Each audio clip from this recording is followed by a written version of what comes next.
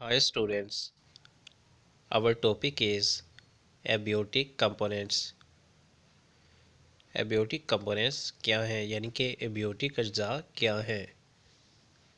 abiotic अज्जा से मुराद बेजान अज्जा हैं। रोशनी, टेम्परेचर, मट्टी, हवा और पानी किसी माहौल के abiotic अज्जा हैं क्योंकि वो बेजान होते हैं।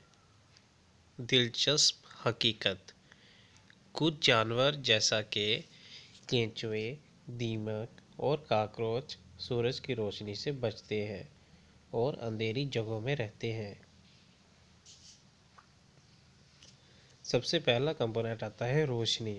रोशनी किसी माहौल का बहुत अहम एबियोटिक फैक्टर है। रोशनी की एनर्जी का बुनियादी जरिया सूरज है। पौधों को फोटोसिंथेसिस के लिए रोशनी की ज़रूरत होती है। तमाम जानवर जो हैं पौधों की तैयार करदा खुराक इस्तेमाल करते हैं। अक्सर जानवरों बाशमूल इंसानों को अपनी ज़्यादा सरगर्मियों के लिए सूरज की रोशनी की ज़रूरत होती है। फिर आता है टेम्परेचर। सूरज की हरारत किसी इलाके के टेम्परेचर को बहुत ज़्यादा मुतासर करती है। ज़मीन पर कुछ जगह पौधों और जानवरों के रहने के लिए बहुत ज़्यादा गर्म यानी कि सहरा और कुछ बहुत ठंडी ग्लेशियर्स हैं। सहरा में दिन और रात के टेम्परेचर में बहुत ज़्यादा फ़र्क होता है। दिन गर्म और रातें ठंडी होती हैं। ज़्यादातर जानदार 0 डिग्री से 45 डिग्री के दरमियान मुतहरक होते हैं।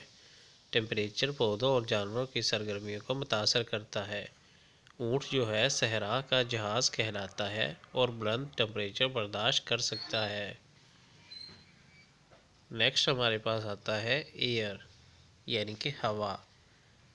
हवा एक अहम एबियोटिक फैक्टर है।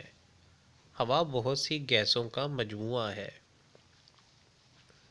हवा उन गैसों पर मुश्तमिल है जो पौधों और जानवरों की ज़िंदगियों के लिए बड़ी अहम है।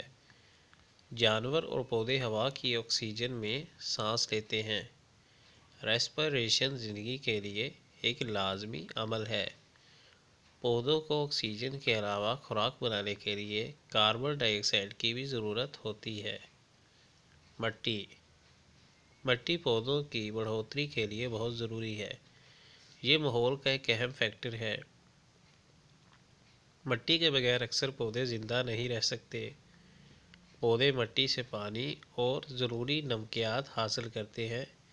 मिट्टी में मौजूद बैक्टीरिया पौधों को अहम मरकबात फराहम करते हैं।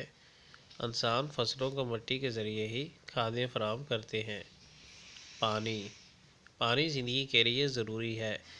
यह हर पौधे और जानवर के माहौल में मौजूद होता है।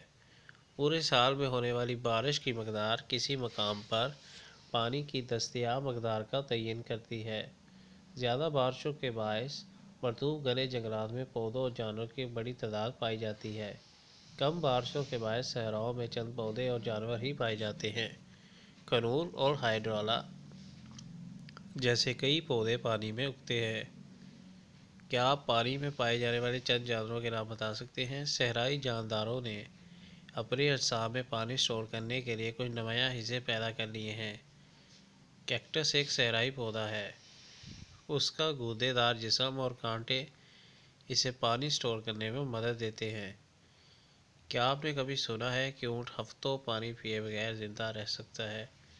मरतूब घने जंगलात ज़मीन के 10% हिस्सा पर पाए जाते हैं, लेकिन पौधों और जानवरों की तमाम अक़साम का 50% इनमें पाया जाता है। I hope you learn it very well for the abiotic factors for the human living lives.